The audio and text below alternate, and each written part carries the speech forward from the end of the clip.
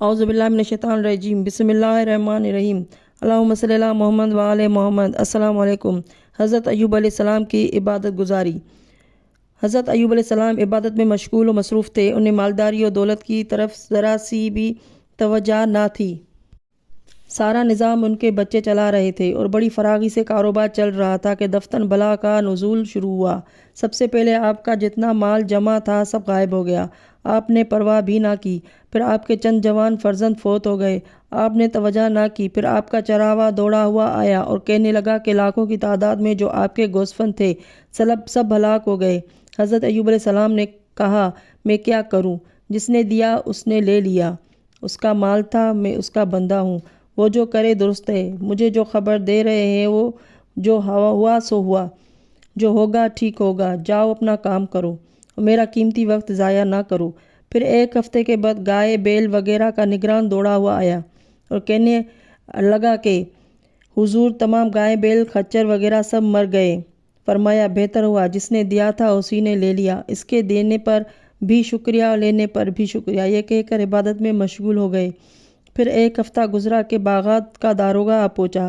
اس نے خبر دی کہ دفتن ایک آگ پیدا ہوئی اور تمام باغات جل کر خاکستر ہو گئے۔ حضرت ایوب علیہ السلام نے پھر پہلا جواب دیا اور سجدہ شکر میں گر پڑے، میرے پالنے والے، جو ہو رہا ہے یہی درست ہے۔ پھر ایک ہفتے کے بعد 70 بانوں کا داروغہ آیا اور آپ مشغول عبادت تھے۔ اس نے کہا، حضور تمام اونٹ ہلاک ہو گئے اور سارا غلہ تلف ہو گیا، اب کچھ میرے تحویل میں باقی نہیں ہے۔ آپ نے سجدہ شکر کیا اور بارگاہ احدیت میں عرض پرواز ہوئے۔ مالک، میں تیری طرف سے ہر آئی ہوئی بلا کو اپنے لیے کرم خاص سمجھتا ہوں۔ ایک ہفتے کے بعد گھر میں آگ لگ گئی، سارا گھر جل گیا اور گھر میں جتنا سامان تھا سب خاکستر ہو گیا۔ آپ نے میرا عبادت سے سر نہ اٹھایا اور آگ کی پرواہ نہ کی۔ پھر ایک ہفتے کے بعد آپ نے اپنا صندوق کھولا تو دیکھا کہ تمام سونے چاندی نے پتھر کا روپ دھار لیا ہے۔ ہنس پڑے اور کہا، مالک، جو بدترین چیز تھی چلی گئی، جو بہترین چیزیں میرے پاس موجود ہے۔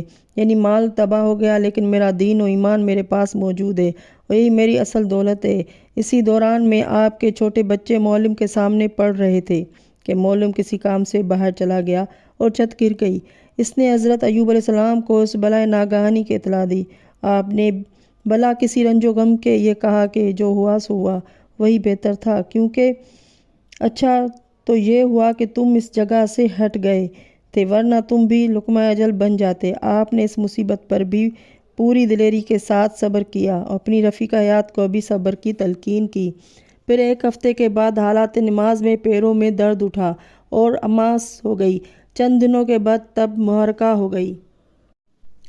پھر پیروں کا درد بڑھنے لگا اور مرض ترقی کرنے لگا، یہاں تک کہ سارے بدن میں اثر پھیل گیا۔ یہ حالت ہو گئی کہ 7 مہینے تک ایک ہی جگہ پر پڑے رہے، اس جگہ سے ہل نہ سکے۔ اس حالت میں بھی صحیح عبادت و تسبیح عبادت کا کوئی پہلو ترک نہیں ہوا اور کوئی تسبیح رہ نہیں گئی۔ پھر انہی حالات میں دن گزرتے رہے، رات گزرتی رہی، یہاں تک کہ 4 سال گزر گئے۔ پھر اسی حالت میں آپ نے ابتلا کی طویل مدت گزار دی جو 7 سال سے کم نہ تھی۔ ایک روایت میں ہے کہ ہر موقع پر شیطان مرد مقدس کی صورت میں حضرت ایوب علیہ السلام کی خدمت میں پہنچتا رہا اور بہکانے کی صحیح کرتا رہا، لیکن آپ کی طرف سے ایک ہی جواب ملتا رہا اور وہ یہ کہ اس نے اپنے فضل و کرم سے جو ہمیں دیا تھا اب اپنے عدل و انصاف سے واپس لے رہا ہے، اس میں ہمارا کیا اجارہ؟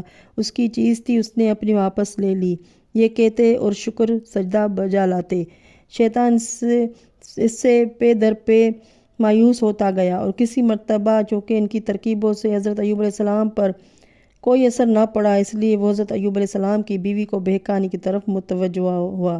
الغرض آپ کی عدالت کے بہانے سے شہر والوں نے آپ کو شہر بدر کر دیا اور بیرون شہر ایک اجاڑ جگہ میں آپ کو پہنچا دیا۔